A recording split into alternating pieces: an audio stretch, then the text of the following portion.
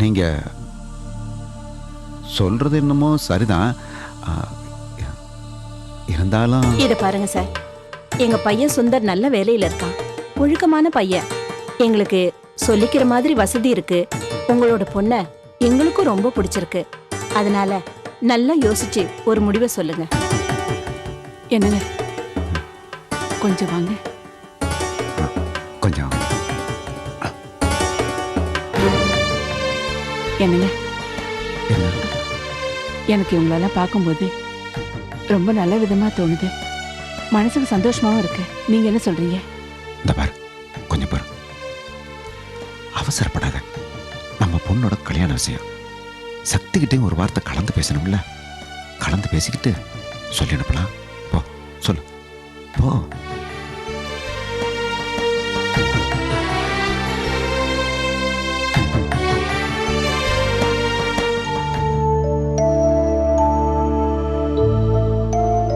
உங்க அபிப்பிராயம் எதுவா இருந்தாலும் நீங்க தாராளமா சொல்லலாம். இல்ல, கல்யாண விஷயம் ஒரு வரியில முடிவு சொல்ல முடியாது. யோசிக்கணும். நாங்கெல்லாம் கலந்து பேசணும். கலந்து பேசிக்கிட்டு முடிவை சொல்லி அனுப்புறேன். சரியா சொன்னீங்க. நல்லா யோசிச்சு நல்ல பதிலா சொல்லுங்க. அப்ப நாங்க வரோம். போயிட்டு வாங்க. வாசு, என்ன தப்பா நினைச்சிடாதடா. உன்னை நான் சங்கடப்படுத்தலையே. சேச்சே, அதெல்லாம் ஒண்ணும் இல்லை. பெரியவங்கள என்னை மன்னிச்சிடுங்க. சக்தி, நீங்களும் என்னை மன்னிச்சிடுங்க. பார்த்த உடனே எனக்கு பிடிச்சிருந்தது, அதனால தான் அம்மாட்ட சொல்லி கூட்டிகிட்டு வந்தேன்.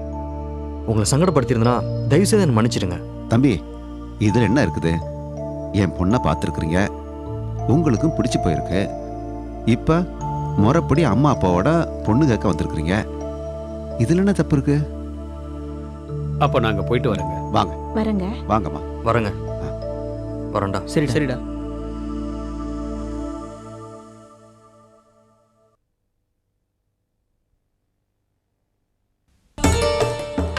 வரேப்பா.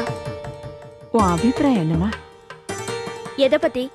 இப்போ வந்துட்டு போனாங்களே, அந்த பையன் நல்ல பையனா தெரியுறா, அவங்க குடும்பமும் நல்ல குடும்பமா தெரியுதுமா. உன் அபிப்பிராயத்தை சொல்லிட்டேன்னா. என்ன மணி, நான் ஆபீஸ்க்கு கிளம்புற நேரத்துல அவங்க பாட்டுக்கு திடுதுப்புன்னு தட்டு தூக்கிட்டு வந்து பொண்ணு கேட்டு போறாங்கன்னா நீயும் அதை பத்தி என்கிட்ட அபிப்பிராயம் கேக்குற? எனக்கு எரிச்சலா வருது. சக்தி, என்ன பேசுறமா? எனக்கு ஆபீஸ்க்கு டைம் ஆகுதுன்னு சொல்றேன். வரேன். சக்தி, பாருங்க இவள. தேவகி, நீ கொஞ்சம் சும்மா இரு. சக்தி ஆஃபீஸ் போயிட்டு வரட்டும், நம்ம கலந்து பேசிக்கலாம். சக்தி, நீ ஆஃபீஸ் போமா. வரேன்ப்பா. ஆ.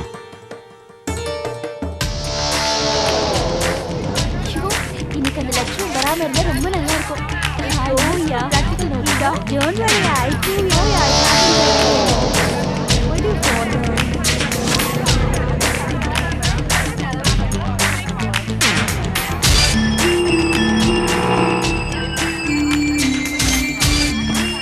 பவானி, ப்ளீஸ்.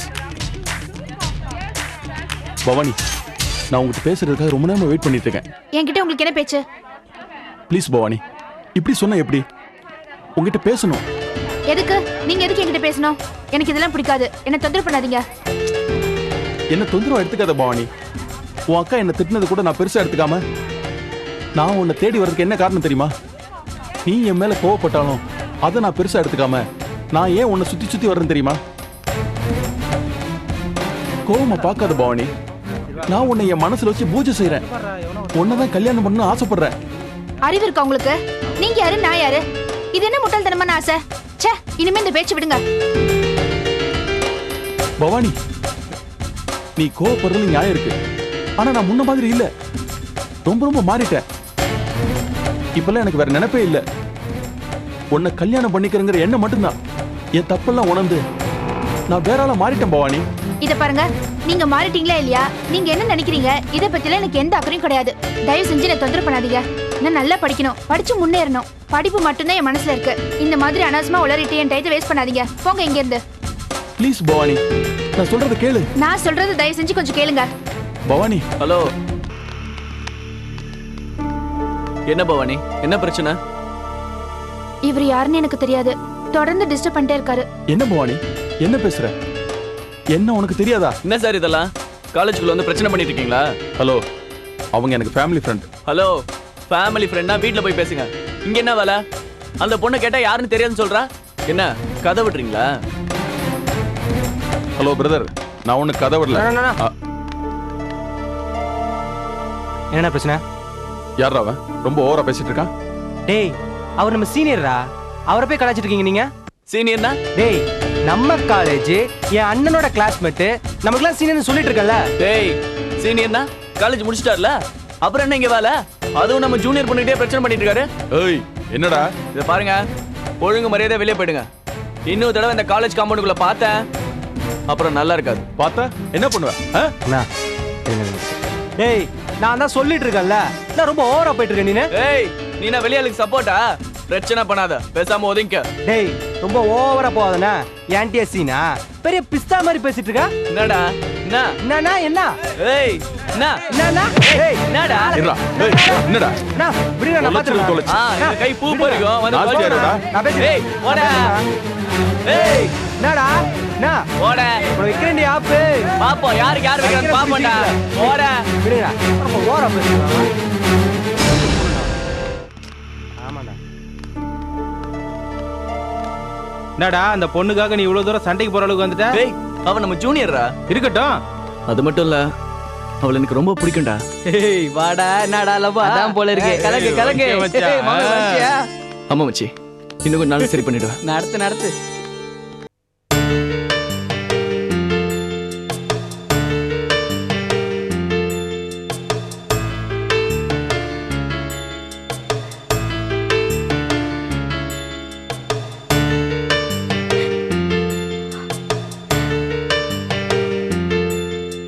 ஏன்பா அந்த ரவி உங்களை இந்த அளவுக்கு அவமானப்படுத்திருக்காரு.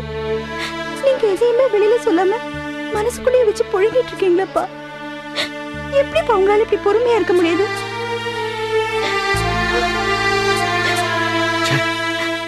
இந்த ரவி இவ்வளவு கீழ்த்தரமான புத்தி உள்ளவனா? யார்கிட்ட எப்படி நடந்துக்கணும் தெரியாது, தராதரம் தெரியாது. யாராச்சும் மாமா கிட்ட போய் இந்த மாதிரி நடந்துக்குவாங்களா?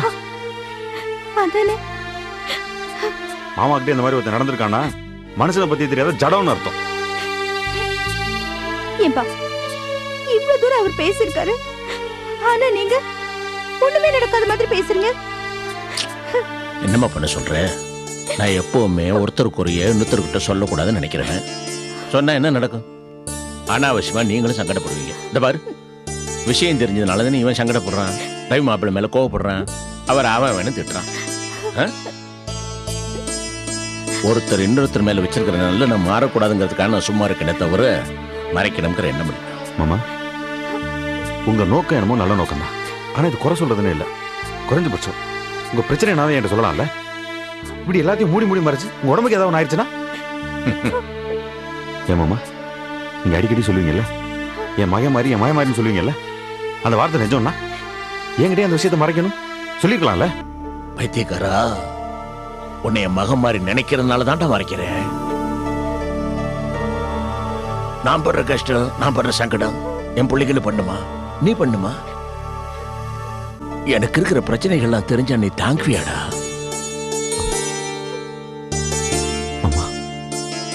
விடு, இதெல்லாம் சின்ன சமாச்சாரம், நான் பார்த்துக்கிடுறேன். நீ உன் குடும்பம், வியாபாரம் இதை மட்டும் கவனி, பாக்கிய நான் பார்த்துக்கிறேன்.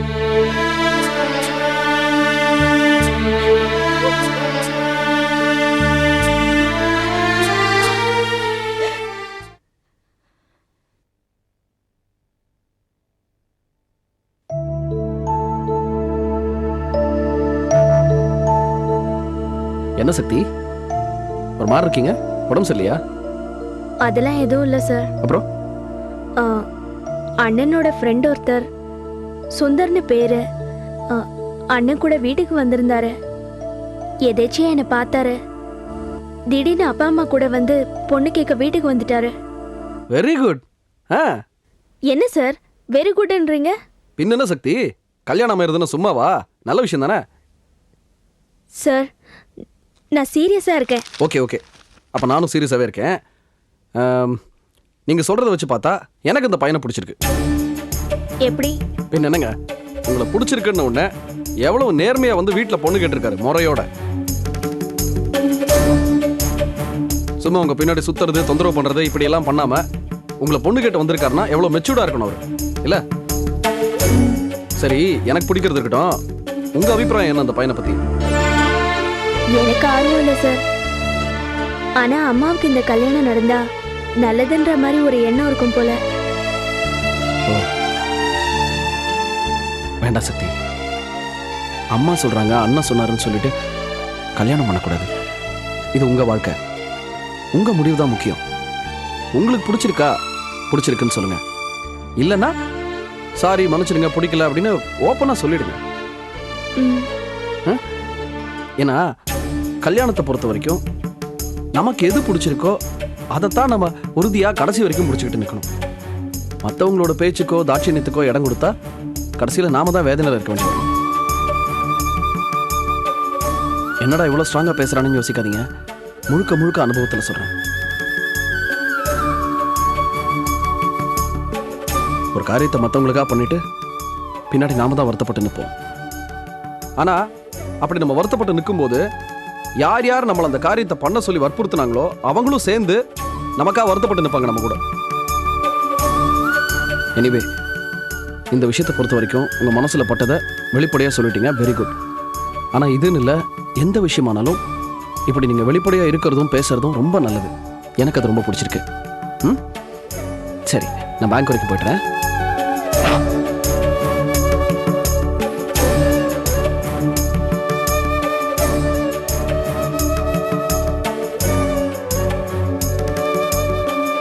வாசு, என்னம்மா?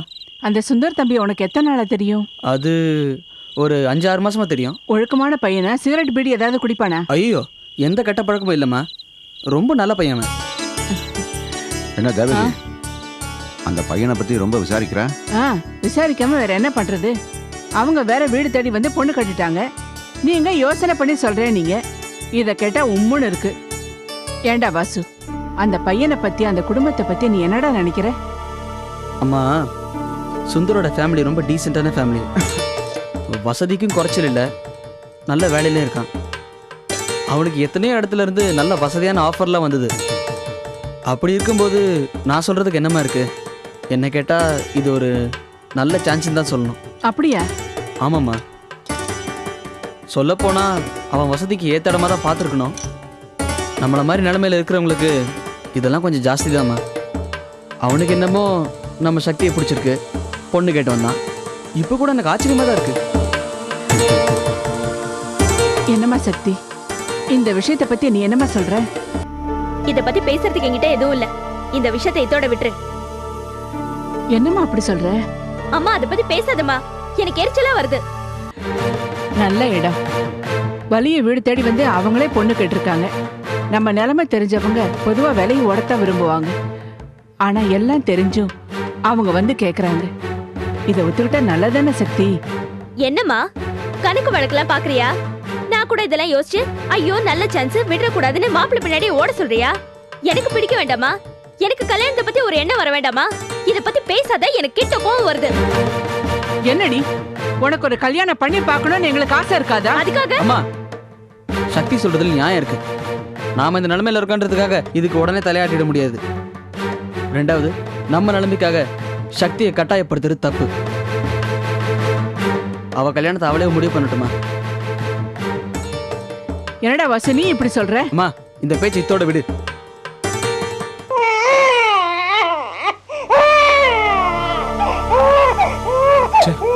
வேற உயிர் எடுக்குது. லீலா, லீலா இங்க வா.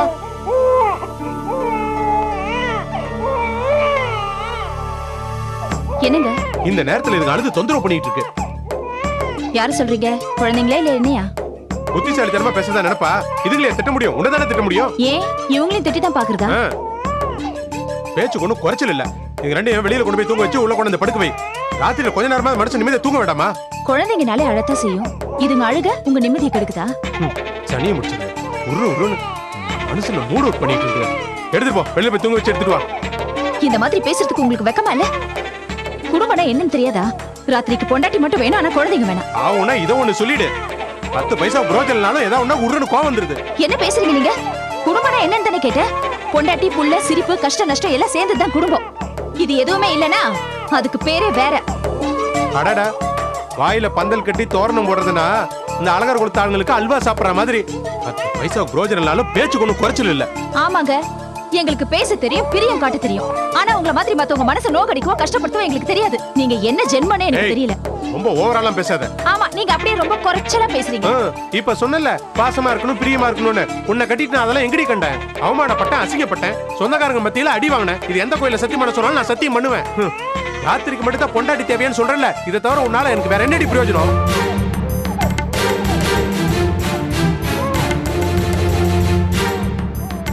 என்னடி முடிச்சிட்டு இருக்க? இதுங்க ரெண்டையும் தூக்கிட்டு வெளியில போடி.